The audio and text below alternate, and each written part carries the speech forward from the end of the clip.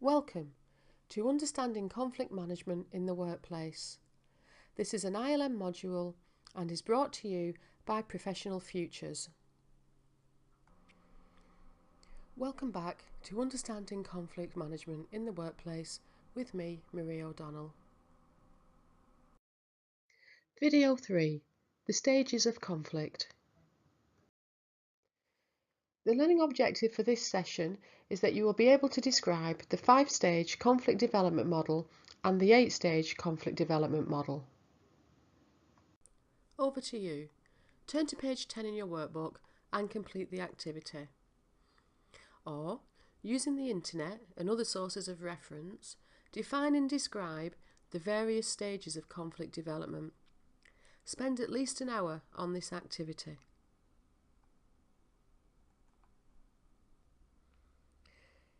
Welcome back. In your research, you may have identified at least 2 models which cited either a 5-stage or an 8-stage conflict development model. And we're going to explore these next, starting with the 5-stage conflict development model. Latent conflict, where the actual conflict has not yet arisen, but unknown to those that will be affected, it already exists. They just don't know about it yet. For example, there might be a policy about staff holidays which prevents more than one member of the team being off at any one time.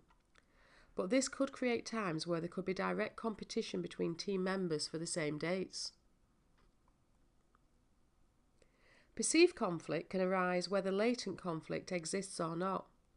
So using the previous example, let's imagine 2 team members who both have school-aged children.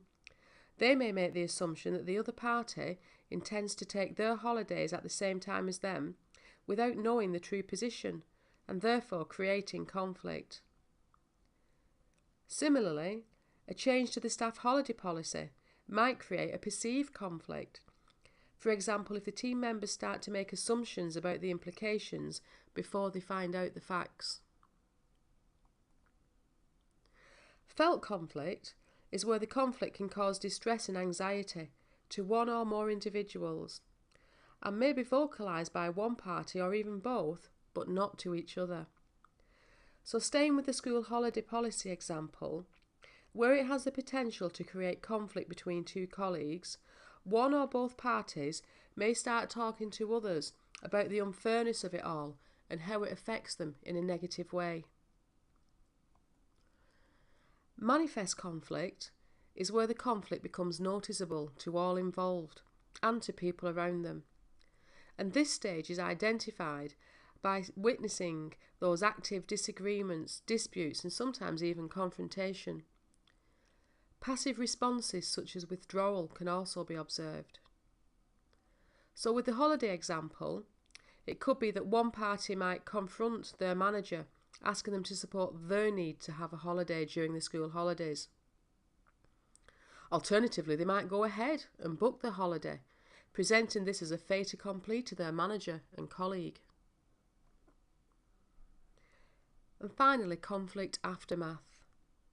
This stage occurs once the conflict appears to have been resolved or goes away. If the conflict has not been resolved to the satisfaction of all parties, it is highly likely that the conflict will re-emerge at some point, and with more damaging effect.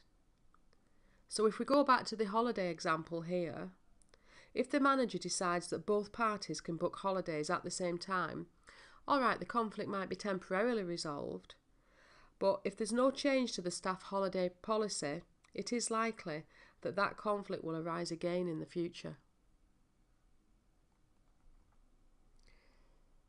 The 8-stage conflict development model is based on the same core assumptions as the 5-stage model, but it just uses different labels. So at the no conflict stage, this is where there is no conflict and no unseen reasons for conflict. At the latent conflict stage, this is where the conflict is yet to arise, but unknown to those affected, it already exists. At the emerging conflict stage, those involved recognise that they've got different views, and this can create tension. At the escalating conflict stage, This is where parties can't resolve their conflict, so the conflict escalates. And this is where people can get drawn into the conflict and start to take sides. At the stalemate stage, the conflict has gone beyond simple resolution, and no matter how compelling the other party's position is, neither party are going to back down. It could be because they don't want to lose face, or it could be because of someone's values or beliefs that they don't want to compromise on. At the de-escalating stage, this is where you're going to get a shift in attitude on the part of one or maybe both parties involved. And this is where negotiation starts to become a real possibility. You may need to get a facilitator to work with both parties at this stage, or it might just occur naturally if one of the parties realise that someone has got to open up the dialogue, or this conflict is never going to be settled.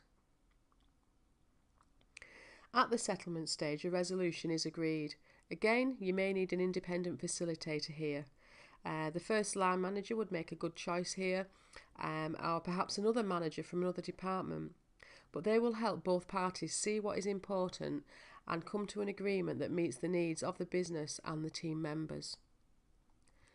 And finally, at the reconciliation stage, it is important to emphasise the wider implications of the conflict. There may well be a satisfactory resolution to the conflict, but it is possible that a number of relationships have been damaged at this stage, and that needs to be managed. And finally, removing the latent conditions that caused the conflict in the first place would be a huge recommendation at this stage. So to summarise this session, being aware of the stages of conflict should help the manager to find ways of preventing conflict from happening in the first place, or to gain greater understanding of the issues and the behavioural patterns of individuals and teams when in conflict. Having completed this session, you have now met the following learning objectives. You can describe the 5-stage conflict development model and the 8-stage conflict development model. So that's it for this session. Join me in video 4, where we will explore workplace performance and conflict management. Visit our website, where you can access the full course on understanding conflict management in the workplace. This includes a really useful assignment guide with lots of top tips to help you pass your assignment. And don't forget to subscribe to our channel so that you never miss a new unit. And finally, enjoy watching your next video.